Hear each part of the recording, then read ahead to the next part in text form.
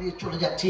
বন্ধু, রমজান বিদায় নেবার সময়তে কেঁদে বিদায় নিয়েছে, সব নিয়ে এলাম, তুই নিলি না, আমাকে নিয়ে চলে যেতে হলো।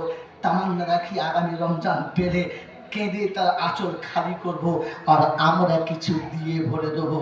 পাপের প্রাসাত্তর করে দিলাম। তুই মা হয়ে এসেছিলিস, আমাদেরকে কোলে তুলে নিয়েছিলিস, আমাদের পাপের প্রাসাদ থেকে তোকে আমরা বিদায় দিচ্ছি। পাপের কালিমাটা মুছে দিয়ে যা, কমপক্ষে কালিমায়া রেখে যাস না। মা সন্তানকে কখনো নোংরা রেখে যায় না, তুই মায়ের মতো আঁচল ভরে এনে খালি করে যাস না। আমাদেরকে কমপক্ষে পাপ থেকে পবিত্র করে দিয়ে যা, রমজানের হকদার বানিয়ে দিয়ে যা, রমজানের পাওনাদার বানিয়ে দিয়ে যা।